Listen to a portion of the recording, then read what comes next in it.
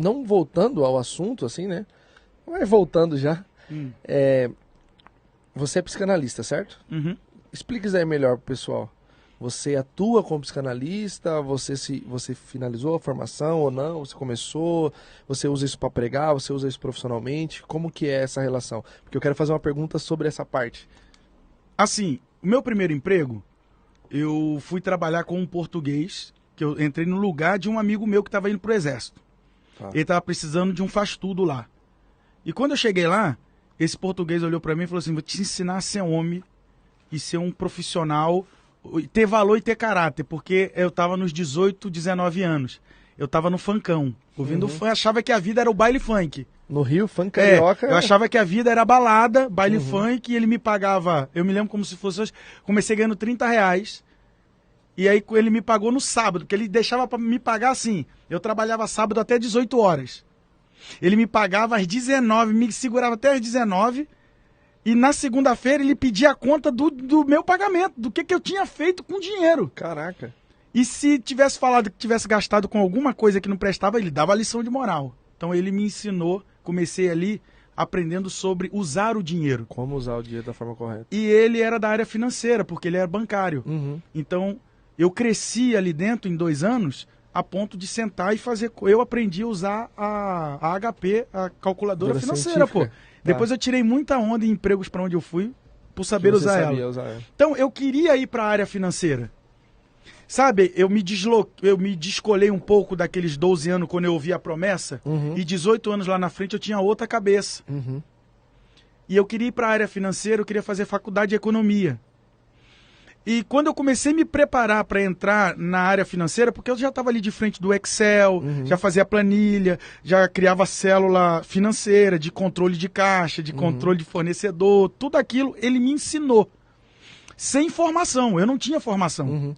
Sentado do lado dele. Todo mundo indo pro baile, ele dava o dinheiro e falava assim: cara, tu não vai gastar esse dinheiro no baile.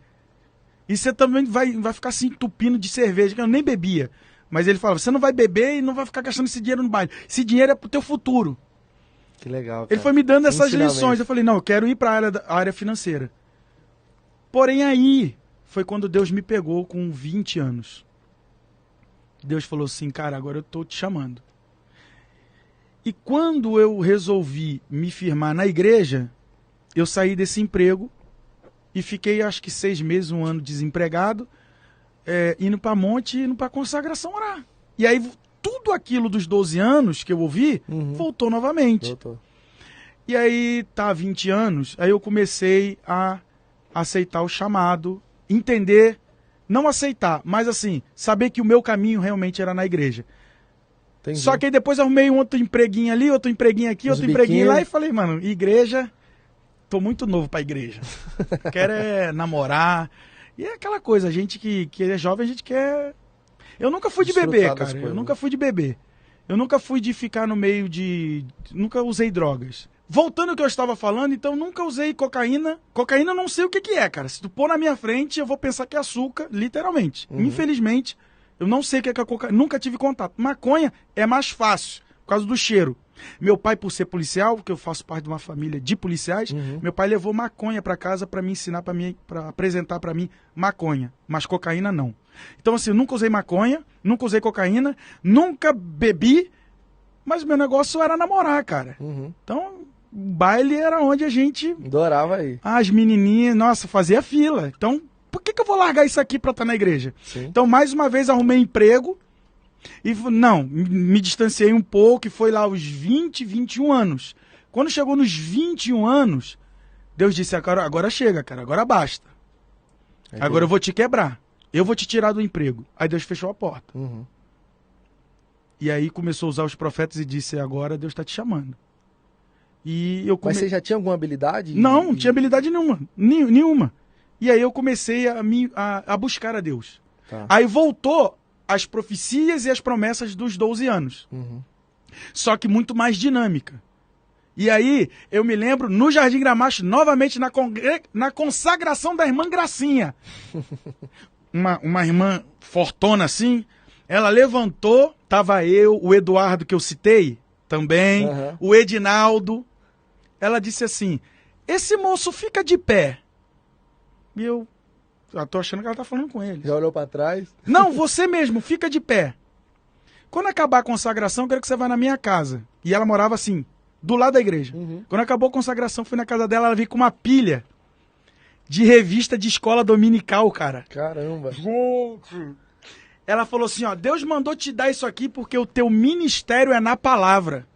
Ela me deu tipo uns 50 revistas de escola dominical que ela foi fazia a coleção. Aí eu me lembro como se fosse hoje. A primeira era o livro de Atos dos Apóstolos. Olha, cara, tudo, a memória é muito viva na minha mente. Aí eu levei pra casa, cheguei pra um pastor amigo meu, falei, o que o senhor me orienta? Eu começo a estudar por onde? Aí ele começa a estudar pela primeira, livro do Atos dos Apóstolos. Meu, eu comi aquelas 50 revistas. Fui... Leu todas? Aí não, estudei elas. Eu me apaixonei pela palavra. Entendi. E aí, quando eu me apaixonei pela palavra, Deus veio e começou a usar, olha, teu chamado é na palavra, teu chamado é na palavra. E aí acontecia coisas muito loucas, tipo assim, toda igrejinha que eu ia visitar, eu tava no meio de todo mundo, não importava a igreja, eu tava no meio de todo mundo, quem tava dirigindo o culto falava assim, olha, eu senti de Deus de dar uma palavra para aquele moço ali. Cara, eu não sabia nem onde era Gênesis. Cara, que louco. Aí eu ia lá, lia Atos dos Apóstolos, porque era o que eu tinha mais habilidade. Aí eu lia, só lia e entregava. Aí passava um tempo, eu lia, fazia um comentário que eu via nas fitas, falava, não, isso aqui encaixa aqui. E aí, quando acabava de falar, sempre tinha um vaso, olha aí, meu servo, como eu te chamo, como eu te separo para minha obra, e tu serás um pregador. Então, com 21 anos, 22, isso foi tomando forma.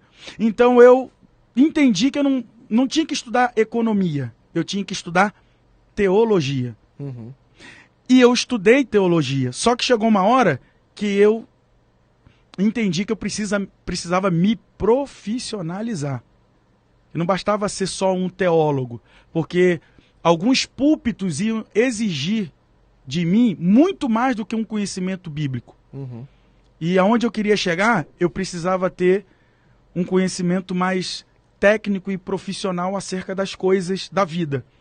Foi aí que eu não queria estudar psicologia, porque quando eu fui dar uma olhada na grade de psicologia, me distanciava muito do que na época eu entendia que eu não queria me distanciar, que era o conteúdo bíblico. Certo. E aí foi quando surgiu a psicanálise, porque a psicanálise é muito mais analítica, mais direta naquilo pelo qual eu propunha, que era entender o ser humano, o mecanismo do ser humano.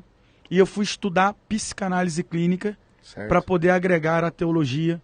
E aí foi quando eu me apaixonei pela psicanálise, pela teologia, pela psicanálise.